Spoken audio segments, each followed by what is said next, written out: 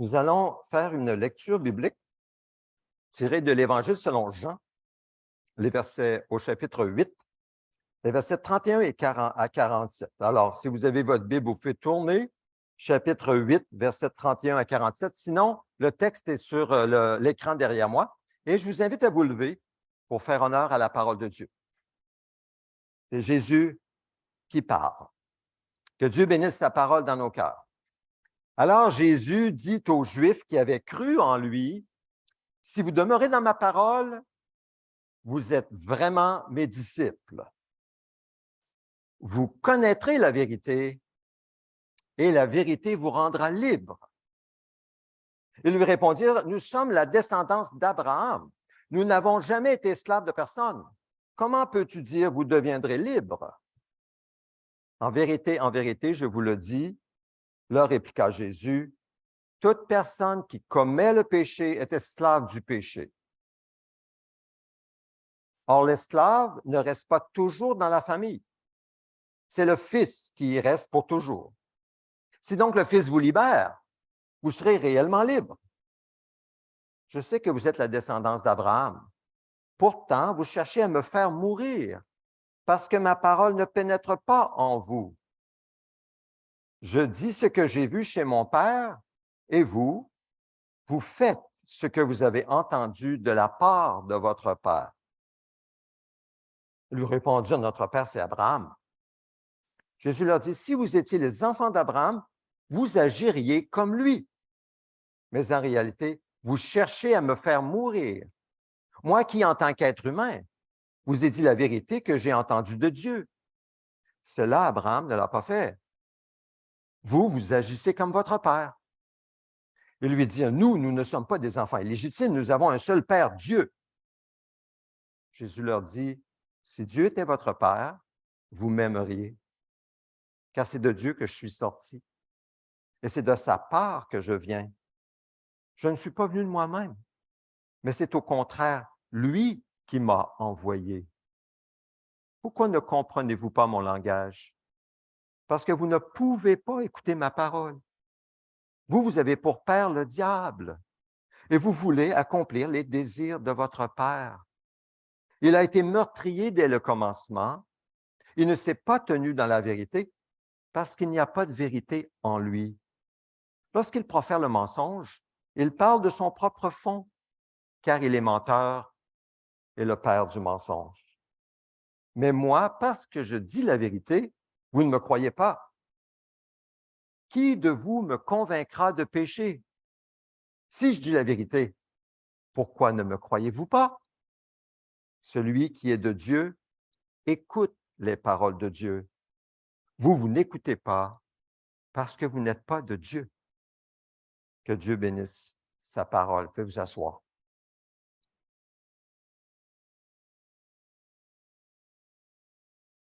Hier après-midi, je suis allé faire de l'évangélisation dans le parc juste en face du Musée des Beaux-Arts avec un ami. Il faisait beau, on a rencontré les gens, tout simplement, de façon très naturelle, en établissant une conversation avec les personnes, et puis on présentait l'Évangile. S'il y avait un besoin qui se présentait, ça peut être par exemple, quelqu'un qui avait une douleur ou un malaise, on pouvait prier pour la personne. C'était très simple, mais notre but, c'était de partager le message de la bonne nouvelle. Ça s'est fait vraiment très, très bien. Donc, la majorité des gens nous ont bien reçus de façon très civilisée. Par exemple, une dame, elle a accepté qu'on prie pour elle. Elle avait un bandage ici, puis elle avait mal, elle avait une certaine douleur. Elle a dit que ça allait mieux. On a quand même prié pour elle. Et puis, un garçon a reçu l'Évangile selon Jean. Il a pris l'Évangile de Jean. Et puis, mais on a rencontré un homme, un aîné, plus vieux que moi, et qui, lui, était plutôt moqueur. Son cœur est amer à cause de ce qu'il nous disait, les abus des religieux dans l'Église catholique romaine. Et c'était pour lui, c'était sa pierre d'achoppement. Il ne pouvait pas croire à cause de ce qu'il avait vécu, et ça le faisait tomber. J'ai vraiment fait tous mes efforts pour l'amener à arrêter de regarder aux hommes, même ceux qui l'ont déçu, pour regarder à Dieu. Parce qu'un jour, il ne fera pas face aux hommes, mais il fera face à Dieu concernant son propre salut et sa propre culpabilité, qui est seulement résolue par la croix de Jésus. L'Évangile, le message de la bonne nouvelle, doit être offert à tous sans exception, car il concerne Jésus, l'agneau de Dieu, qui a été sacrifié dès la création du monde, tel qu'il est écrit ici dans le texte derrière moi. C'est assez intéressant de voir que cet agneau, l'agneau de Dieu, Jésus, a été offert en sacrifice dès la création du monde. Ne trouvez-vous pas ça plutôt étonnant comme expression? Parce que Jésus, qui est l'agneau de Dieu, Jean-Baptiste l'a appelé l'agneau de Dieu qui ôte le péché du monde, il est venu, selon les historiens, en l'an 30 de notre... en fait, il a été crucifié. Il a vécu au début de notre ère. C'est pour ça qu'on appelle après Jésus-Christ, avant Jésus-Christ. Et puis, il serait mort en l'an 30 après Jésus-Christ, à l'âge de 35 ou 36 ans. Bon, il y a une question de datation là, qui a fait fausse route plus tard dans l'histoire. Mais ça, c'est ce que l'histoire dit. Mais alors, pourquoi est-ce que la Bible dit, parole inspirée de Dieu, que l'agneau a été offert en sacrifice dès la création du monde? Alors, quand on fait face à un texte assez particulier comme ça, la Bible interprète toujours la Bible. Donc, il y a un autre texte qui va venir nous éclairer, qui parle du grand projet de Dieu dans toute l'histoire humaine, c'est-à-dire le grand projet de sauver l'humanité du péché, de la mort, de Satan, qui l'a trompé pour l'amener en enfer. Et il est écrit dans un autre texte que Jésus a été livré suivant le projet défini et la prescience de Dieu. Donc, il a été livré à la croix, oui, mais c'était selon le projet, le plan défini de Dieu, et même ce que Dieu avait prévu à l'avance dès la création du monde. Donc, quand on pense au salut, à notre salut, au salut de l'humanité, ce n'est pas seulement quelque chose qui a commencé avec Jésus, mais ça commence avec Dieu avant même qu'il crée l'homme et la femme. Un autre texte qui nous parle de ce grand projet, c'est celui-ci. Il est écrit qu'il nous a sauvés, c'est au passé, il nous a sauvés, il nous a adressé un saint appel, et il ne l'a pas fait à cause de nos œuvres, nos bonnes œuvres, mais à cause de son propre plan, voyez-vous, et de sa grâce qui nous a été accordée en Jésus-Christ de toute éternité. Donc, deux textes qui viennent nous éclairer que le projet de Dieu date du début de la création. Et là, ça nous donne une lumière sur qu'est-ce qui est écrit quand on lit l'agneau offert en sacrifice. Alors, ça nous amène à croire à la souveraineté de Dieu. Dieu est en contrôle de tout ce qui se passe, même avant la création, et qu'il décide longtemps d'avance que son fils unique, se ferait homme pour donner sa vie en sacrifice pour nos péchés. Comme un agneau innocent, pur et sans tache, pour expier nos péchés. Donc, c'est Dieu qui a le premier et le dernier mot dans nos vies et dans le monde, en fait. Dès la création, dans toute cette histoire humaine, c'est Dieu qui a le premier et le dernier mot, et surtout face aux puissances du mal. Parce que vous le savez, il y a énormément de puissances du mal dans ce monde. Et nous en sommes tous affectés. Ça nous inquiète, ça nous trouble, ça nous cause des problèmes. La maladie, la mort vient du mal, ne vient pas de Dieu. Parce que Dieu a prévu que nous vivions éternellement dans une vie qui n'aura plus de douleur ni de sueur. C'est ce que Dieu a prévu. Alors, c'est écrit dans la Bible qu'en lui, Jésus, en Jésus, Dieu nous a choisis avant la création du monde pour que nous soyons saints et sans défaut devant lui. Ça fait partie du grand plan de Dieu, que même nous avons été choisis avant la fondation du monde. Alors, tout à l'heure, je parlais dans mon introduction que, n'est-ce pas spécial d'avoir, lorsqu'on arrive dans un dîner de mariage ou un déjeuner, notre nom écrit sur des petites cartes juste devant notre assiette. On se sent spécial, on se sent attendu et bienvenu. Alors, quand le nom d'une personne humaine est écrit dans le livre de vie, il est en sécurité.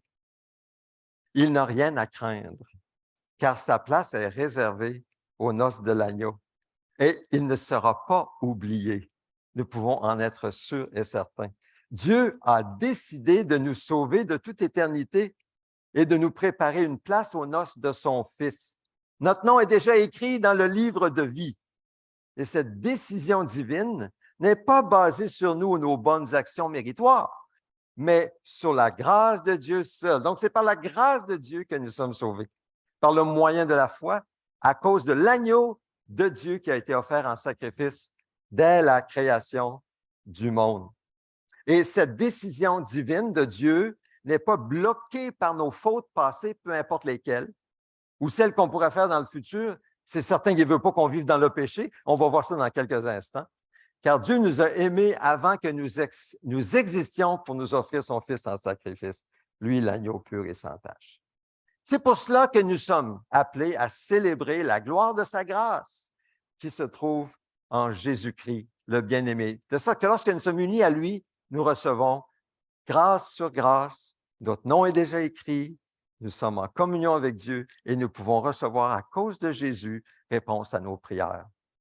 La semaine dernière, dimanche dernier, alors aujourd'hui, j'apporte un message qui fait suite à celui de la semaine dernière. Et puis, vous allez comprendre pourquoi je parle de l'agneau de Dieu offert en sacrifice dès la création du monde. Parce que nous avons tendance à penser que dans l'Ancien Testament, les gens n'étaient pas sauvés de la même manière que dans le Nouveau Testament. On a cette pensée, cette idée, je ne sais pas d'où ça vient, mais on a cette idée que dans l'Ancien Testament, il fallait qu'ils obéissent à la loi. Et quand ils obéissaient à la loi, aller au temple, faire des animaux en sacrifice, alors là, ils pouvaient avoir le salut. Mais dans le Nouveau Testament, c'est différent. Jésus est venu. Et puis, maintenant, c'est par la grâce que nous sommes sauvés. Mais cette idée est fausse. Et c'est pour ça que j'ai parlé de l'agneau de Dieu offert en sacrifice dès la création du monde. Parce que dès la création du monde, dès avant la création du monde, le salut est par la grâce de Dieu, jamais par nos actes méritoires. Et c'est par le moyen de la foi, jamais par l'obéissance à la loi, même dans l'Ancien Testament. C'est toujours par le moyen de la foi, dans la grâce de Dieu seul. Les gens de l'Ancien Testament regardaient dans l'avenir. Lorsque l'agneau de Dieu viendrait, il est venu, il a été crucifié, il est ressuscité. Mais nous regardons dans le passé. L'agneau de Dieu est venu et nous mettons notre foi en lui, car il a porté nos péchés. C'est la seule différence, c'est ça. Mais le salut est le même. C'est la même base. Alors, c'est pour ça que je commençais avec cette introduction. Alors, je fais le lien avec la semaine dernière. Nous avons vu que Dieu, dès le début de la création, a donné à l'humanité une grande promesse de délivrance contre les forces du mal qui nous font tant souffrir ici-bas. Et Dieu dit à Satan qu'il s'était alors déguisé en serpent pour tromper Ève, pour tromper Adam. Et il dit, la prochaine diapo, « Je mettrai hostilité entre toi et la femme, entre ta descendance et sa descendance. Celle-ci t'écrasera la tête et tu lui blesseras le talon. »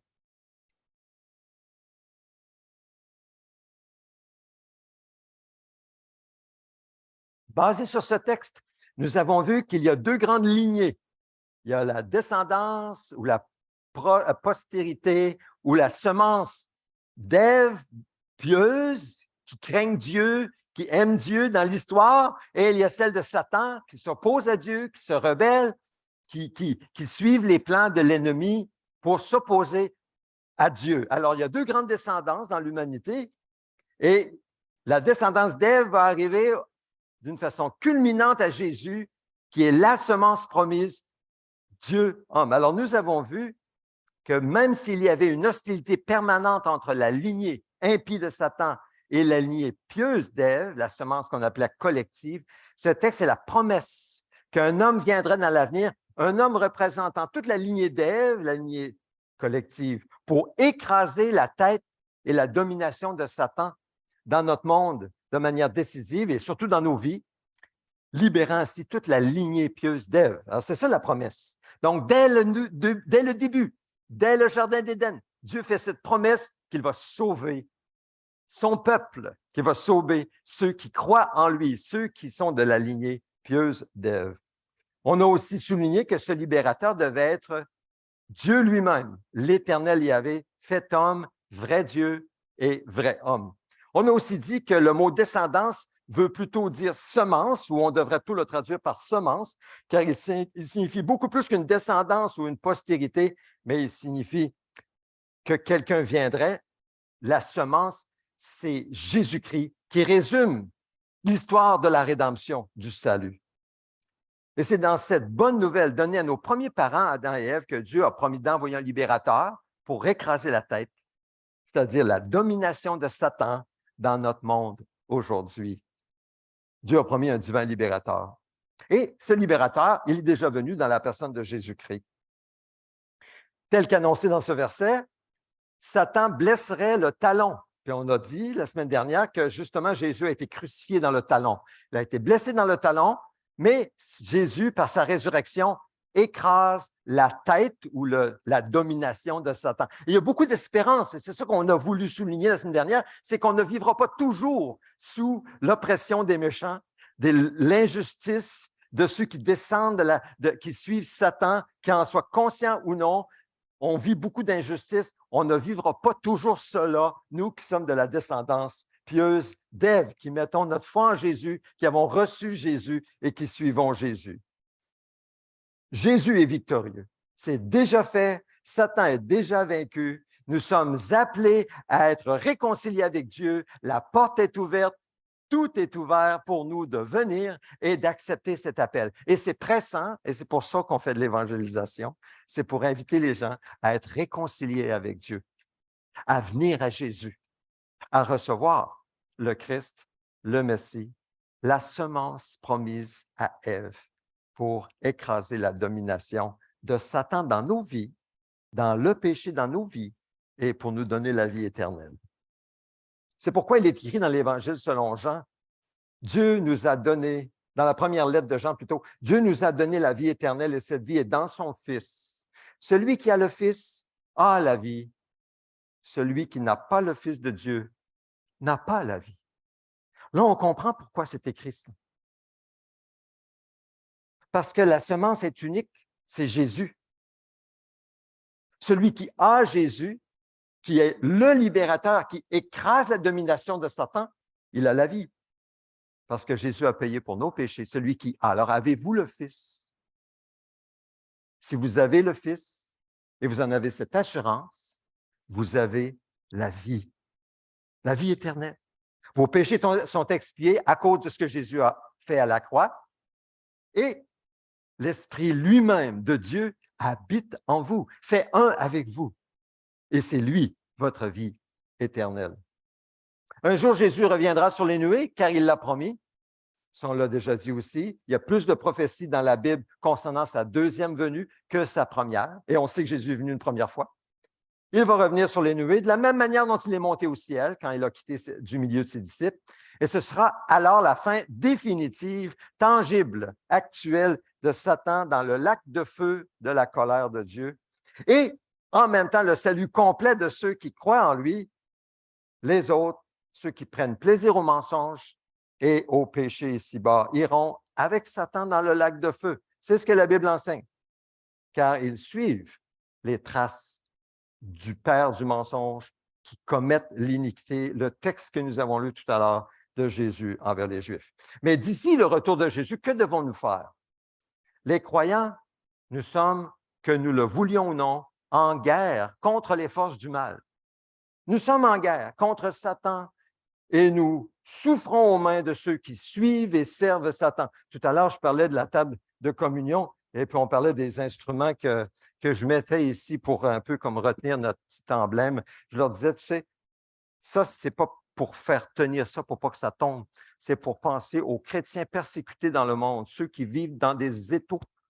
À cause de qui? À cause de ces puissants avec des intentions mauvaises qui gardent nos frères et sœurs, qui les empêchent de servir Dieu, de louer Dieu, de lire la parole de Dieu. Ils sont opprimés. Alors, j'ai mis un marteau et une paire de pinces. Mais un jour, on va être libérés de ça. C'est l'ère monde dans laquelle nous sommes. Mais nous serons un jour libérés quand Jésus va revenir.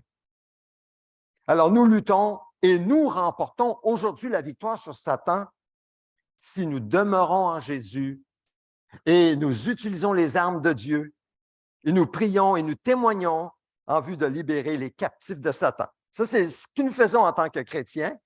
Et nous sommes plus que vainqueurs sur Satan et sur ces démons. On n'a pas besoin d'avoir peur d'eux, car en Jésus, nous sommes au-dessus d'eux dans les lieux célestes. si nous maintenons une communion avec Jésus-Christ, notre libérateur, car c'est toujours lui qui nous libère, l'agneau offert depuis la création du monde. C'est pourquoi cette communion avec Dieu était disponible dès le début, même pour Adam et Ève, car Dieu leur a donné le moyen d'être en communion avec lui. L'agneau a été offert en sacrifice dès la création du monde. Et c'est là où j'arrive au message d'aujourd'hui. C'était une introduction jusqu'à présent, mais ce ne sera quand même trop long. Dieu avait prévu dès le début un moyen par lequel les êtres humains pouvaient être en communion avec lui par le biais d'offrir des sacrifices substitutifs, c'est-à-dire le sacrifice d'un innocent à la place d'un coupable. Et c'est là où on commence à voir et à comprendre pourquoi dans l'Ancien Testament, Dieu disait d'offrir des animaux en sacrifice. Ça vient de là. Mais c'est toujours basé sur l'agneau de Dieu offert dès la création du monde.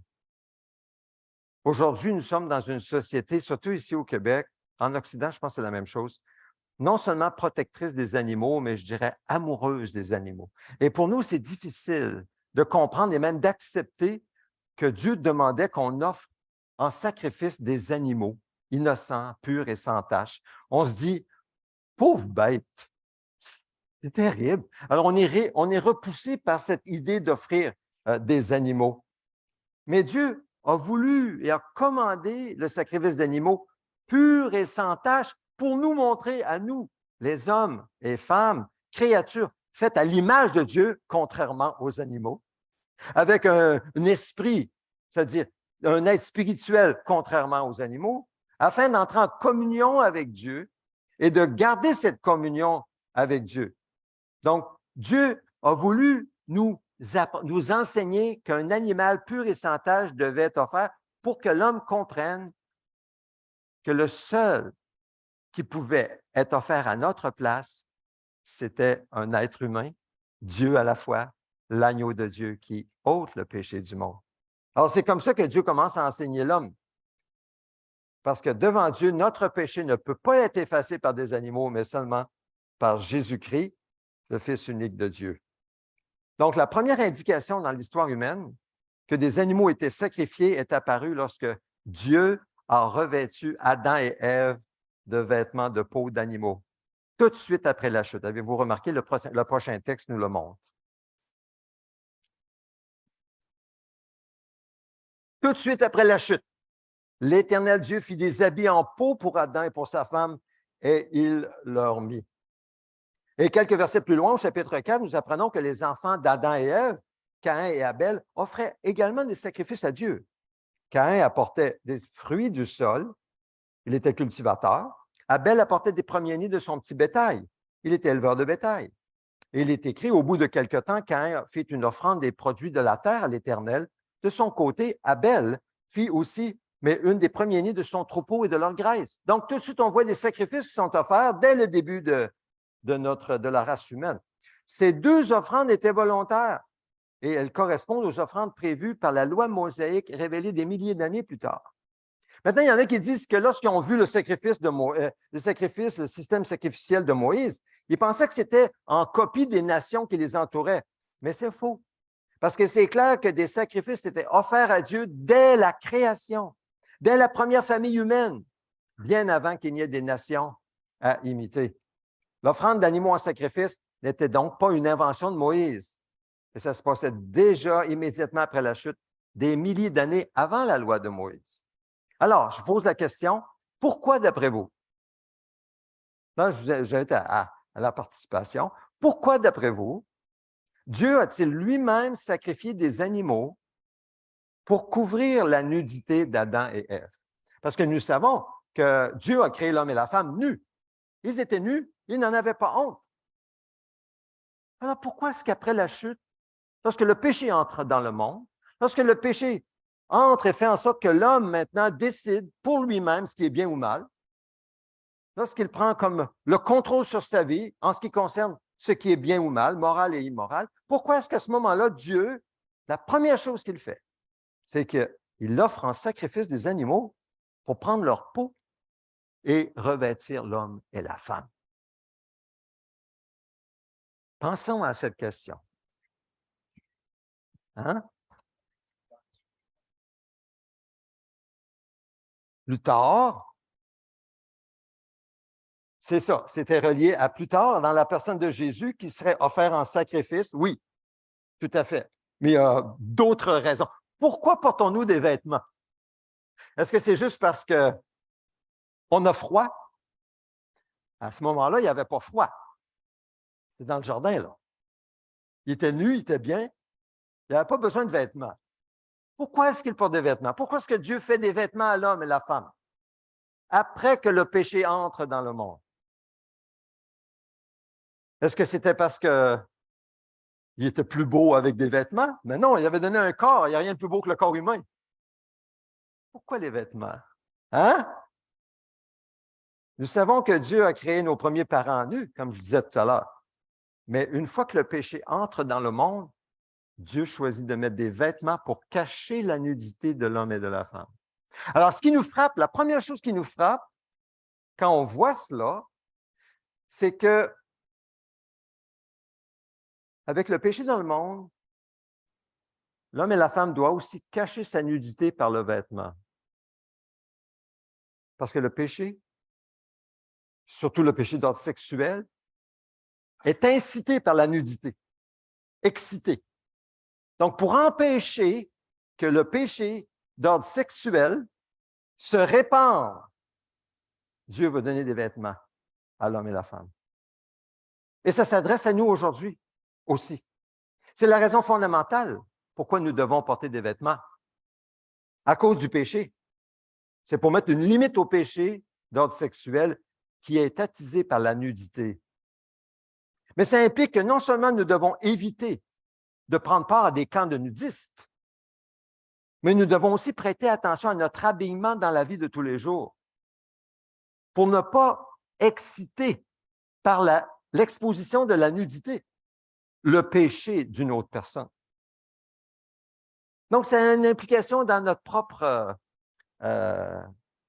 vêtements, la façon dont nous portons des vêtements et ce que nous portons surtout. Nous devons porter attention à notre habillement dans la vie de tous les jours et mettre en valeur notre sainteté parce que nous appartenons à Dieu et non la mondanité.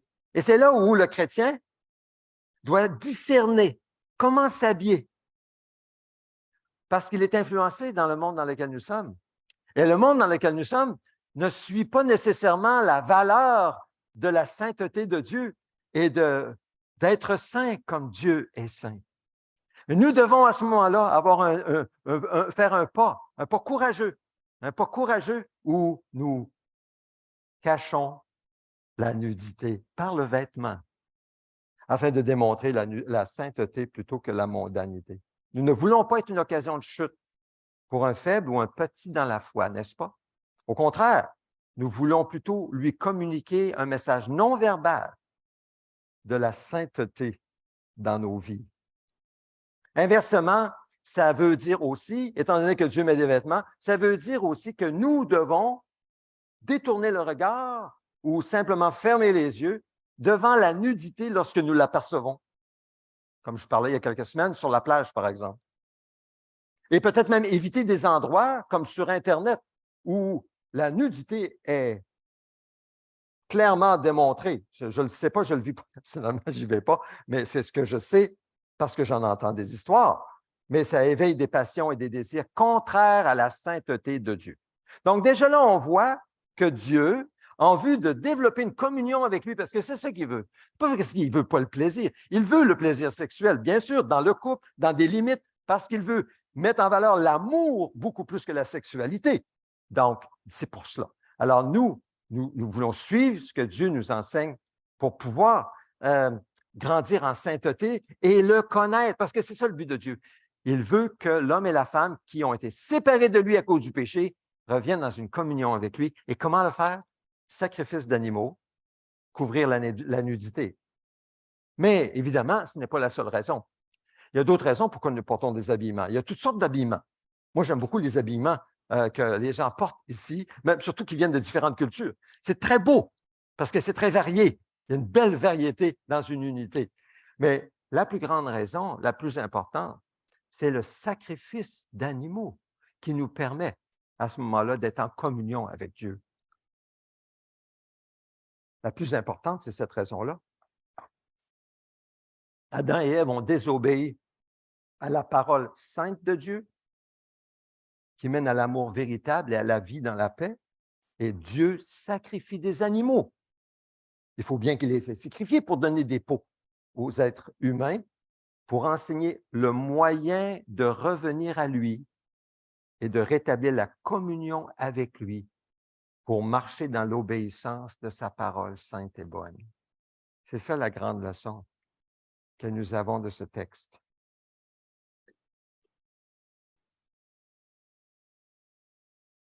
Donc, nous déduisons que, étant donné que Dieu a fait ça avec Adam et Ève, nous déduisons qu'Adam et Ève ont enseigné ça à leurs enfants.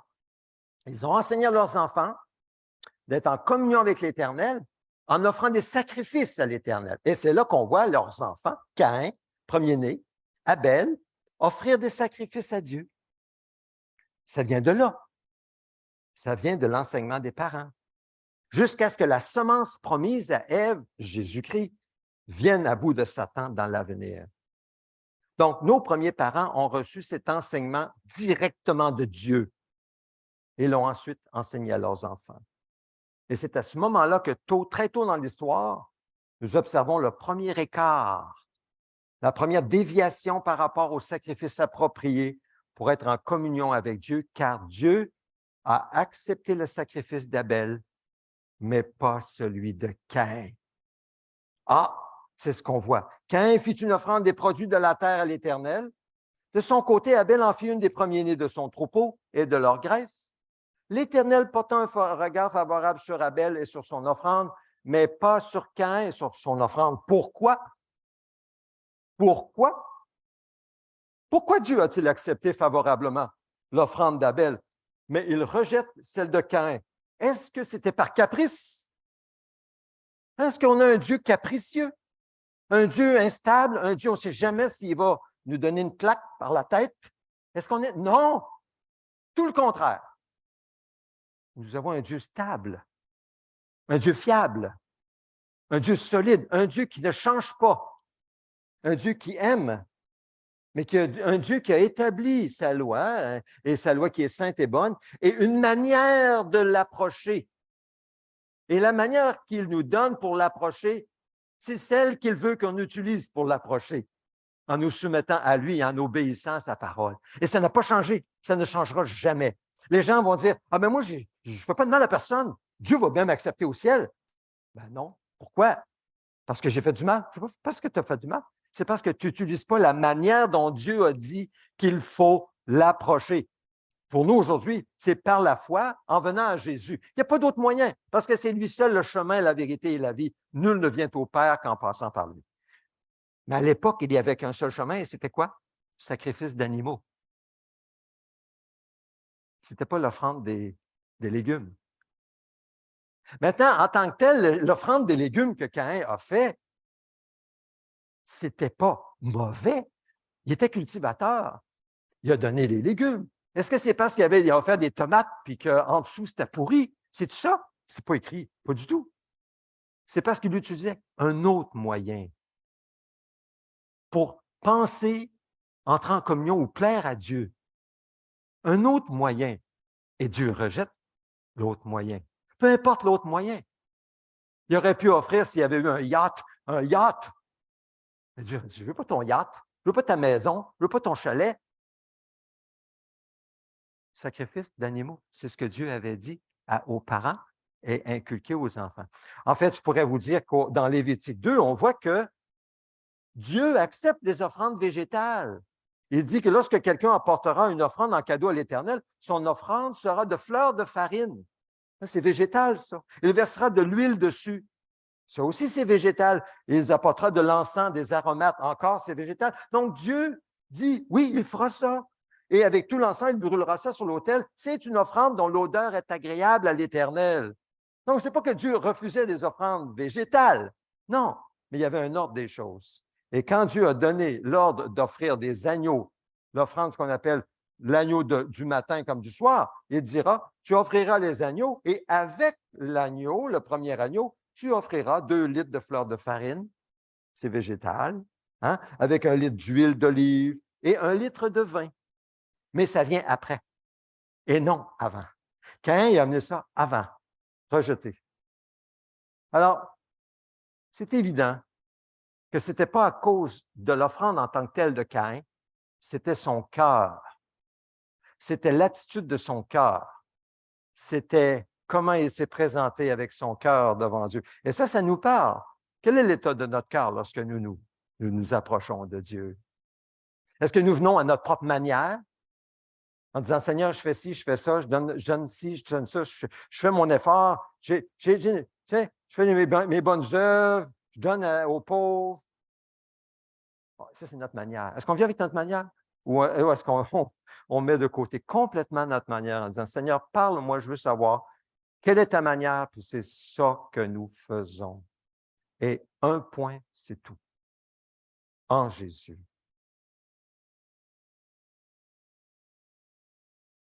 Donc, Caïn ne se soumettait pas à la manière enseignée par Dieu pour plaire à Dieu. Et c'était pour cela qu'il était rejeté. Maintenant vient Noé un peu plus tard, plusieurs années plus tard, en fait. Et on voit que Noé va offrir lui aussi des animaux. À la sortie de l'arche, il est écrit que Noé construisit un autel en l'honneur de l'Éternel. Il prit de toutes les bêtes pures et les oiseaux purs et les offrit en holocauste sur l'autel. Ah, Noé, c'est la descendance pieuse d'Ève. C'est celui qui craint Dieu. Et en obéissance à Dieu, et justement, c'est pour ça qu'il a construit une arche. C'est parce qu'il craignait Dieu. Dieu lui avait parlé. Il a construit une arche. Il a sauvé l'humanité, en fait, avec sa famille. On ne serait pas là aujourd'hui s'il avait désobéi à Dieu. Enfin, je ne crois pas. Parce que c'est à cause de lui que toute la race humaine a été conservée. Le reste a été détruit par le déluge. Donc, en obéissance à Dieu, Noé construit une arche, le déluge vient, et puis ensuite, il offre des animaux purs. C'est intéressant qu'au chapitre 7, on voit que Dieu avait dit à Noé, « Entre dans l'arche avec toute ta famille, je t'ai vu comme juste devant moi dans cette génération. Tu prendras avec toi 7 couples de tous les animaux purs, le mâle et sa femelle, une paire des animaux impurs, le mâle et sa femelle, ainsi que 7 couples des oiseaux, mâles et femelles, afin de conserver leur espèce en vie sur toute la surface de la terre. » Alors, c'est assez évident qu'après le déluge, certains des animaux purs seraient utilisés pour être offerts en sacrifice à Dieu et d'autres seraient mangés, car on pouvait manger des animaux purs. Donc, beaucoup plus d'animaux purs dans l'arche que des animaux impurs. Mais ça s'est passé bien avant le sacrifice, le système sacrificiel de Moïse. Alors, j'arrive à la conclusion. Voyez-vous? Basé sur la réalité éternelle de l'agneau de Dieu qui serait offert en sacrifice dès la création du monde. La semence promise à Ève, qui serait percée dans le talon, mais qui écraserait la tête dominante de Satan. Basé sur cette réalité, Dieu avait prévu un moyen provisoire, un moyen qui était temporaire, par lequel les êtres humains pouvaient s'approcher de lui dans leur état de péché. Et ce moyen, c'était d'offrir des animaux purs et sans tache à Dieu, victimes innocentes, pures, sans tache, qui enseigneraient et qui représenteraient l'agneau de Dieu qui serait offert un jour. Donc, c'était pour préparer le peuple. Et Dieu acceptait. Et ils ont sauvé. Dieu a sauvé les gens de la lignée pieuse d'Ève dans l'Ancien Testament. Ils les ont sauvés. Ils seront au ciel, même s'ils sont venus avant Jésus. Parce qu'ils regardaient à l'agneau de Dieu à l'avance, c'est-à-dire dans l'avenir, cet agneau qui était décidé depuis la création du monde. Ce moyen provisoire, c'était en réalité un acte de foi. Donc, ce n'était pas par la loi qui était sauvé dans l'Ancien Testament, c'était par la foi. par lequel le croyant recevait la grâce de Dieu pour le pardon de ses péchés en regardant vers l'avenir, vers l'offrande de Jésus. C'est pour ça que David, même après avoir péché contre Uri, Bathsheba, etc., et d'autres péchés, il a été pardonné, entièrement pardonné, par la grâce de Dieu, par le moyen de la foi. Ça ne vient pas de nous, c'est ton. Alors, aujourd'hui, nous regardons dans le passé, nous allons partager le repas de communion. Ce repas est pour tous ceux et celles, sans exception, qui ont reçu Christ, qui croient en Jésus comme l'agneau de Dieu, qui ôte le péché du monde, mais qui ôte nos péchés devant Dieu et qui nous permet une communion et une relation personnelle avec Dieu. Alors, si c'est votre foi, si c'est ce que vous croyez dans votre cœur, et si vous n'ajoutez rien de ce qui est votre manière pour être sauvé, alors participez au repas parce qu'il représente le corps et le sang de Jésus livrés pour nous à notre place pour nous sauver.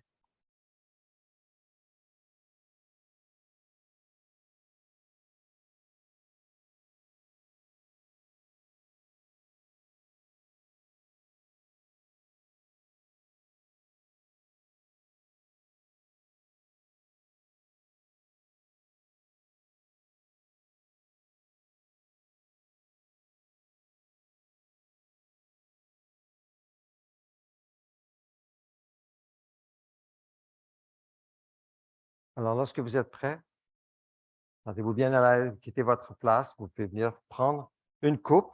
Certaines coupes ont un petit couvercle pour ceux qui préfèrent la petit morceau de pain est à l'intérieur, vous pouvez prendre celui-là. Sinon, vous prenez un morceau de pain avec une coupe ouverte.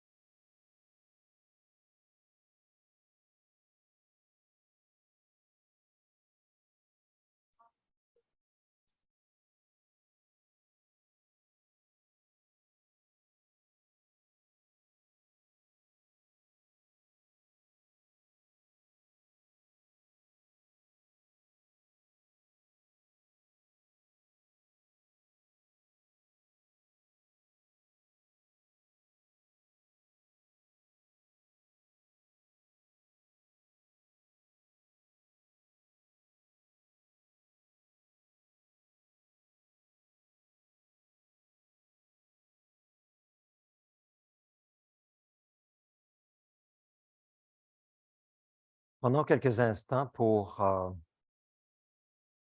reconnaître nos fautes devant le Seigneur. Si le Seigneur a touché votre cœur, vous a parlé de manière particulière, répondez au Seigneur. Alors, prenons un moment de silence.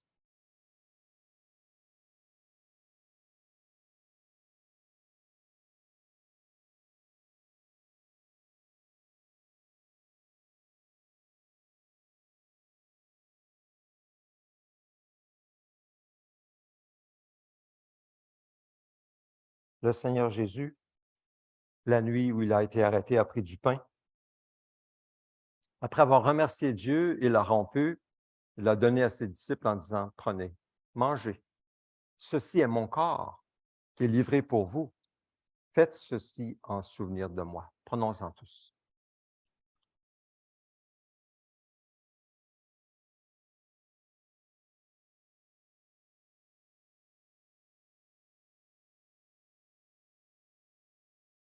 Seigneur Jésus, en prenant ce pain, nous déclarons de manière tangible que nous croyons en toi et en toi seul. que nous voulons être unis à ton corps crucifié pour nos péchés une fois pour toutes. Tu es l'agneau de Dieu et nous mangeons de ta chair de manière spirituelle en prenant ce pain. Nous nous nourrissons de ta chair comme on se nourrissait de l'agneau rôti au feu. Tout ça, c'était pour nous enseigner combien c'est fondamental, essentiel d'être unis à toi par la foi, de mourir avec toi au péché, au mal, à tout ce que Satan veut faire, a fait et fera, ou aimerait faire, Seigneur, mourir à notre péché afin de ressusciter avec toi par le Saint-Esprit. Et Seigneur, en prenant le jus, nous déclarons que nos péchés sont effacés, lavés, et que c'est ta vie maintenant qui vit en nous. À toi toute la gloire, parce que c'est cette nouvelle vie à laquelle tu désires tellement que nous participions. C'est pour cela que tu es mort à la croix. Au nom de Jésus, Amen. De même, après le repas, il a pris la coupe et il a dit, cette coupe est la nouvelle alliance en mon sang. Faites ceci en souvenir de moi toutes les fois que vous en boirez. Prenons-en tous.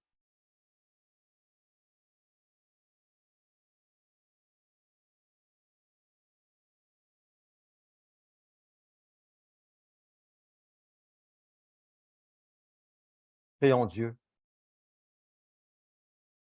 Notre Père céleste, nous voulons te prier pour notre frère Denis Perron, la famille Perron, Nathalie, les enfants, les petits-enfants qui ont eu la nouvelle que M. Marcel Perron est décédé cette semaine.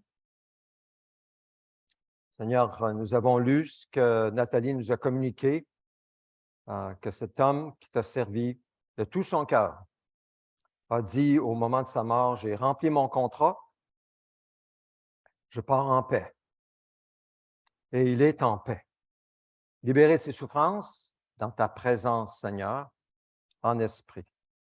Merci, Seigneur, pour l'œuvre de cet homme, pour tout ce que tu as fait par cet homme, pour que de nombreuses personnes puissent avoir accès à Jésus, entendre cette bonne nouvelle qui est pure et qui vient de ta parole au sein d'une société souvent avec toutes sortes d'idées contraires à ta parole. Seigneur, merci pour notre frère Marcel Perron qui est décédé et qui est dans ta gloire maintenant.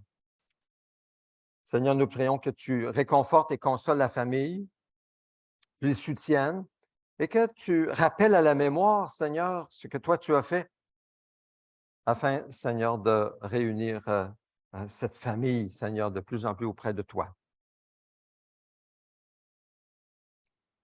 Merci, Seigneur, aussi pour ton œuvre dans chacune de nos vies. Merci pour ta parole qui nous instruit, qui nous éclaire, qui nourrit la nouvelle création qui est en nous. C'est toi, Jésus, qui est en nous. Tu nous nourris, car l'homme ne vivra pas de pain seulement, mais de toute parole qui sort de la bouche de Dieu. Et tu nous nourris par ta parole. Merci pour ton esprit aussi, qui nous parle. Oh, que nous sachions, Seigneur, t'écouter pour t'obéir. Seigneur, nous venons devant toi, nous pourrions passer la prochaine heure à prier, nous ne le ferons pas, mais Seigneur, tu connais nos besoins, tu connais nos plus profonds désirs, Seigneur, ce qui est de plus profond dans nos vies, Seigneur, nos cris. Entends-les, Seigneur, maintenant. Entends nos prières. Prenons un moment maintenant pour prier de façon silencieuse et offrir au Seigneur nos demandes les plus expresses.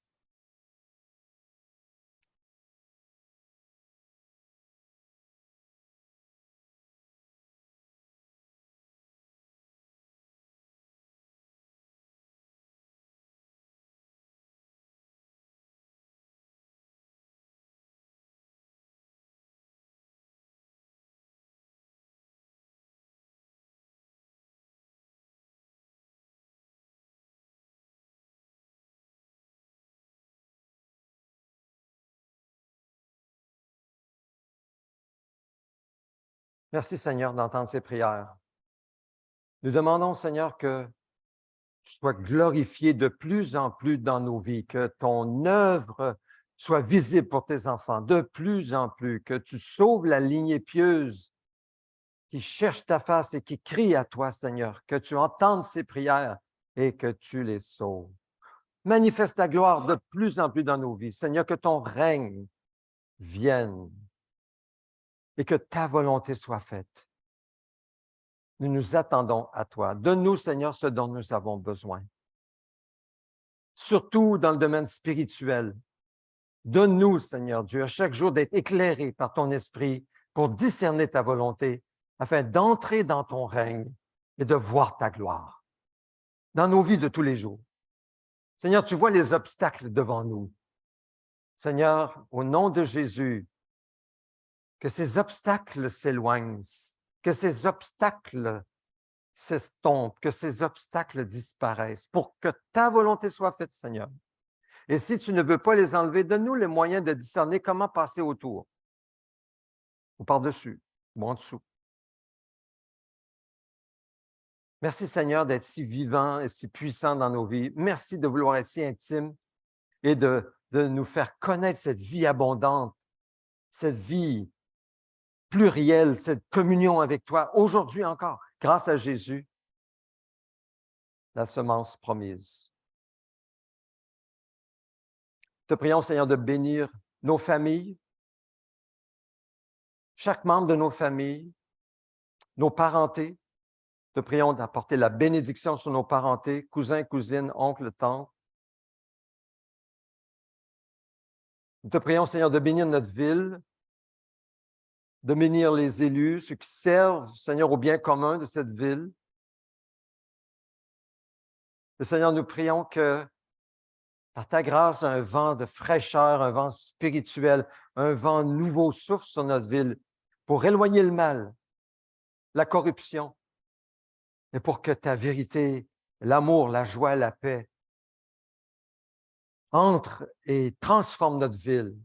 Par la puissance de ton esprit, nous demandons au nom de Jésus. Amen.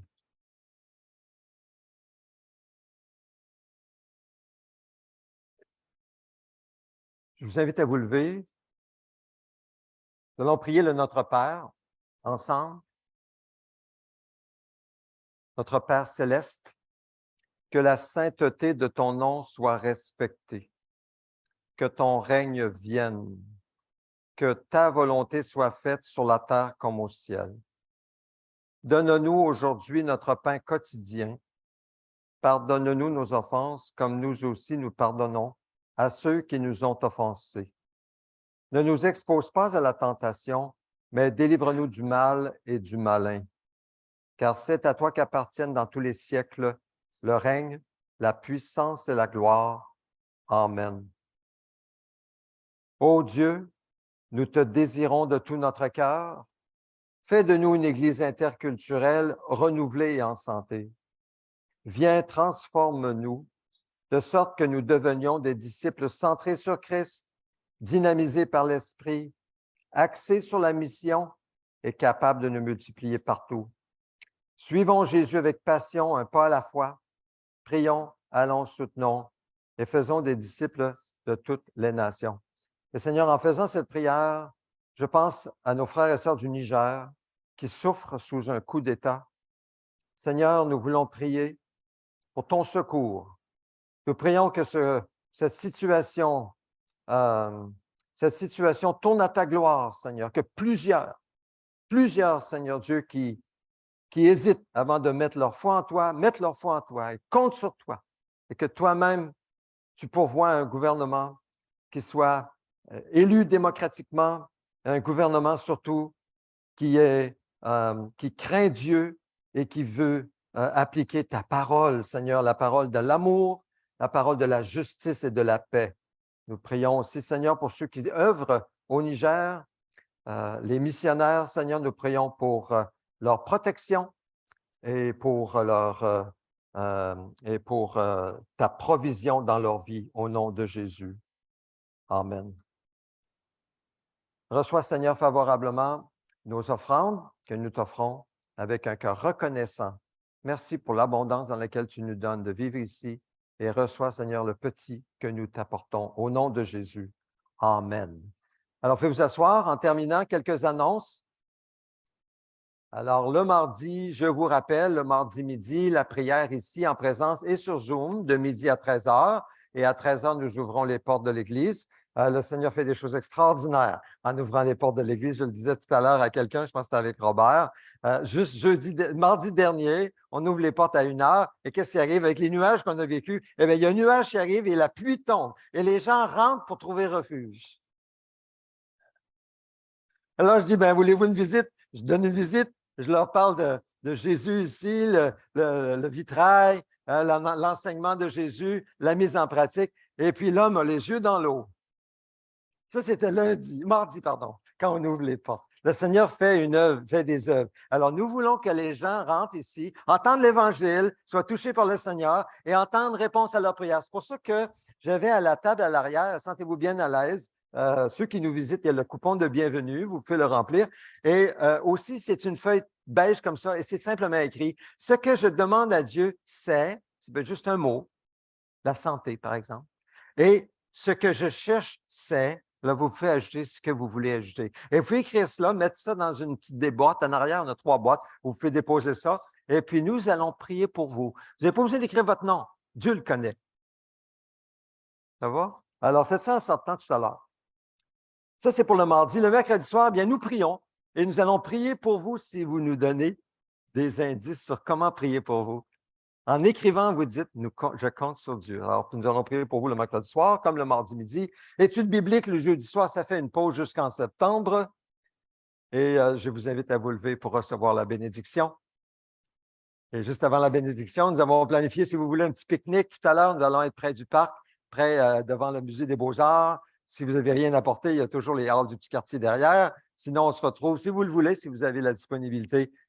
Il fait beau aujourd'hui, prendre un petit pique-nique, puis prendre du temps ensemble pour parler, partager. Alors, recevons la bénédiction du Seigneur sur vous en Jésus-Christ. Et alors, vous serez enrichis à tout point de vue pour toutes sortes d'actes de générosité qui, par notre intermédiaire, feront monter des prières de reconnaissance vers Dieu. Que le Seigneur nous accorde cette grâce pour sa gloire au nom de Jésus. Amen. Amen. Bonne fin de journée.